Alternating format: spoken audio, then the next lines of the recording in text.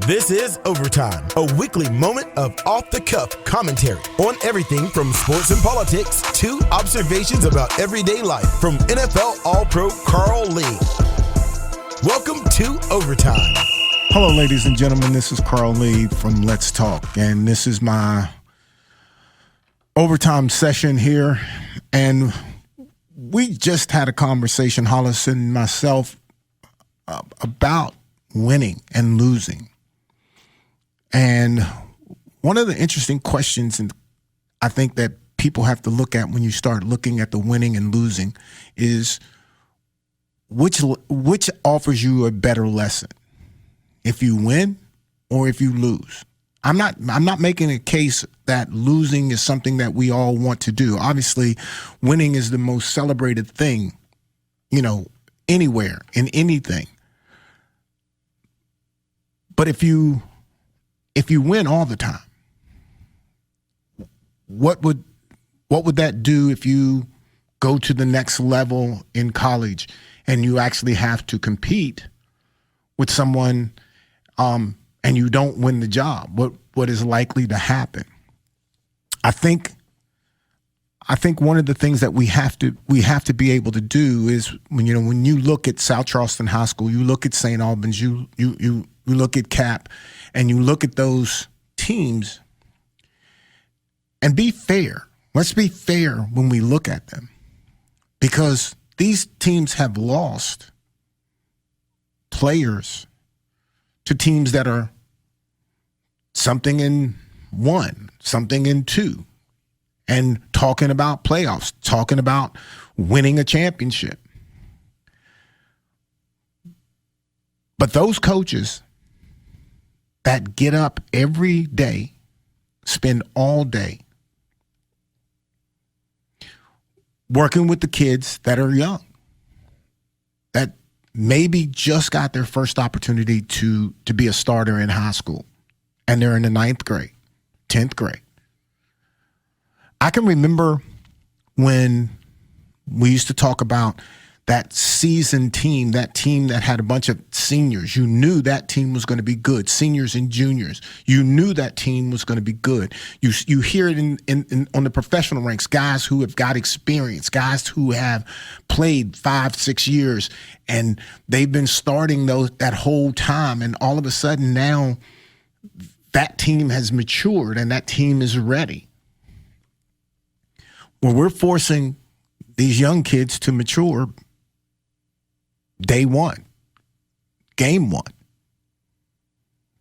And we do not have the understanding, to me, my personal opinion, they don't have the mindset to think like, I'm not going to pour it on.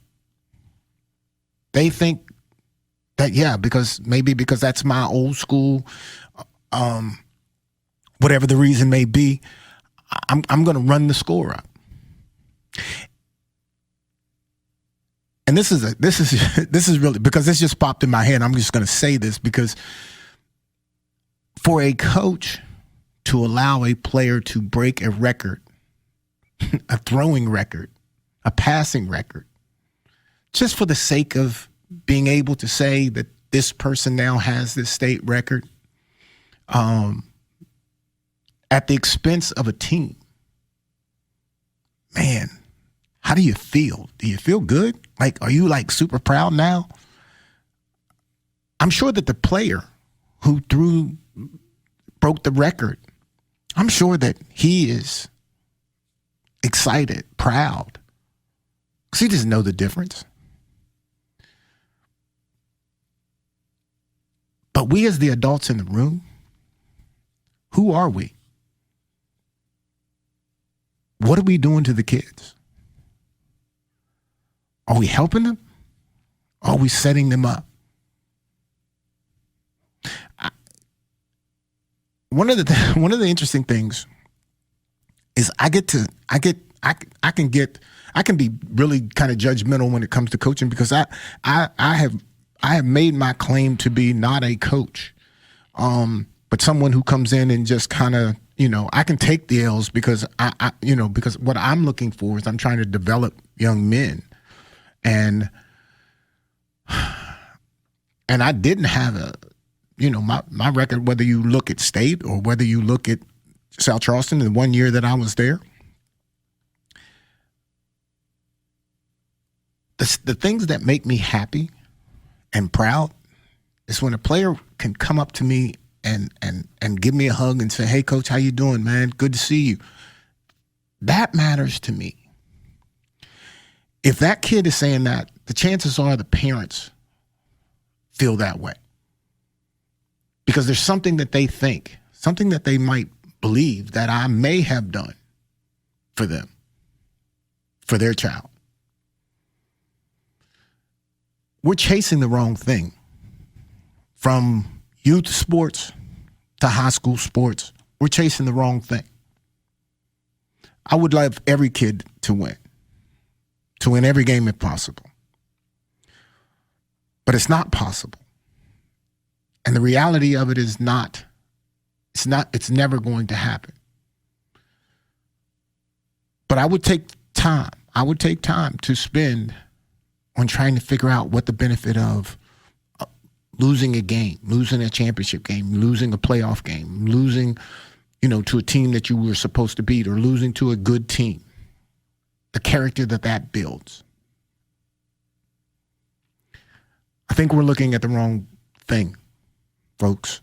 I think that we want our kid to be great. There's nothing wrong with that. But he's got to be able to compete.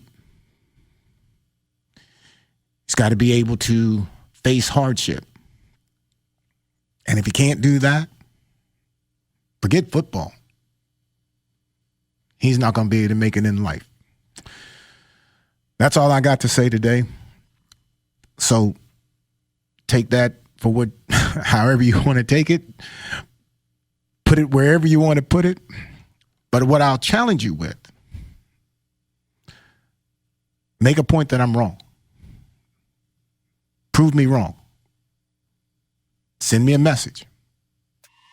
All right, this is Carl Lee. I'm out. The opinions expressed on this program do not necessarily reflect the opinions of WVRC Media, its management, employees, or sponsors. Contact Carl Lee on email, letstalkcarllee@gmail.com, or text 409-422-7539.